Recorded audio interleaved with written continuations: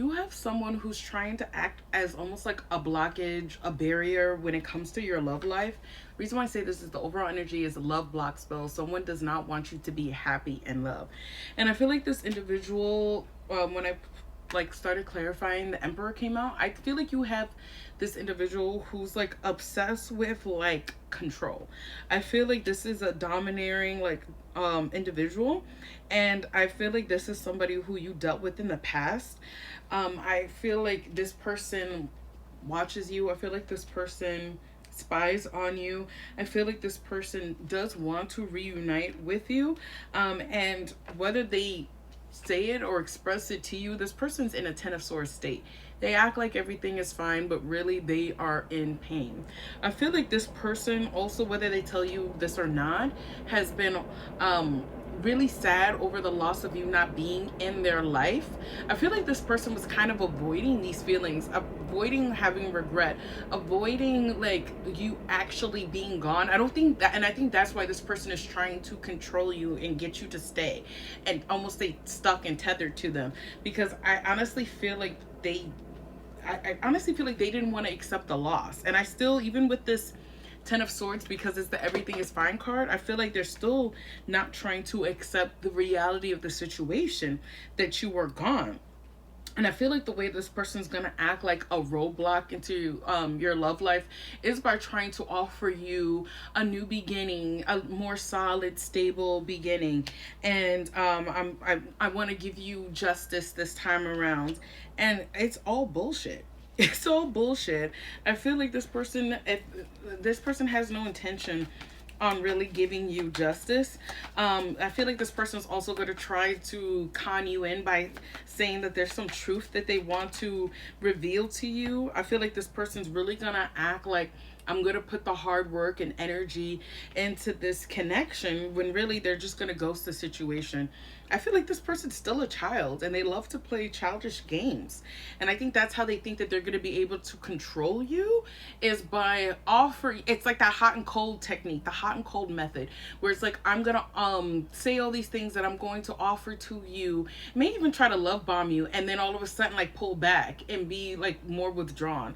Nobody has time for that, but that's how this person operates. And I really do feel like this person has like some control issues, because the last card was submission magic. Someone wants you to submit to them to allow them to have their way with you.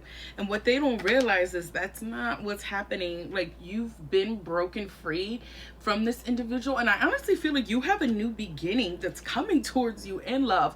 And I think that's why this person's like afraid. I feel like you've already set yourself free. And I feel like you already know the truth about the situation, about this individual. And I feel like you've been doing a really good job of lightening your load so that you are ready for love, so that you are ready for a new beginning in love. I do see you finding fulfillment in a relationship.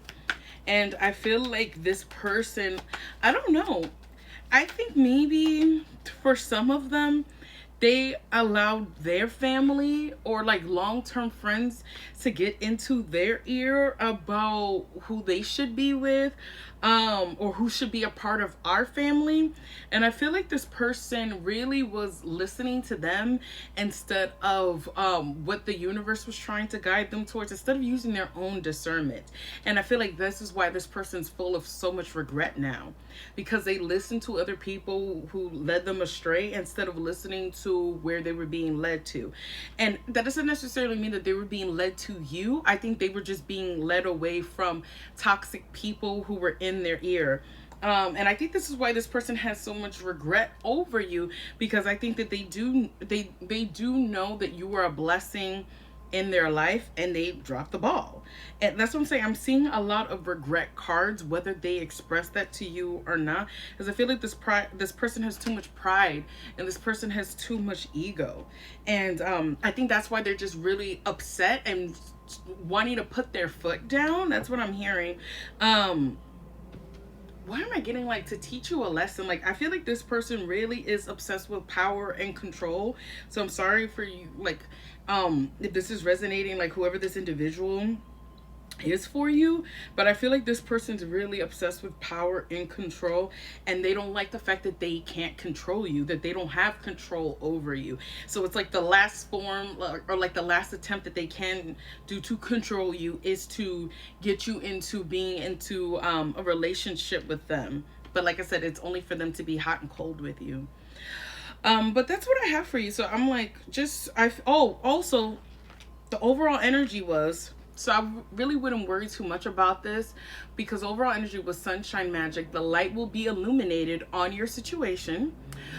What is done in the dark will come to the light. So like I said, there's no need to try to expose this person or anything like that. I feel like the universe is, especially with justice being here, I feel like this is, you're this person's karma. They don't get to have access to you. And I feel like that's what this person's lesson is that when you do have somebody who's a blessing in your life, you need to cherish them. You know, you need to treasure them. It's not until later on when you have buyer's remorse because you were listening to other people. But I digress. If this resonates, thank you for commenting down below. Thank you for liking the video. Thank you for following. If you would like to work with me, the link is in my bio. Until next time, bye.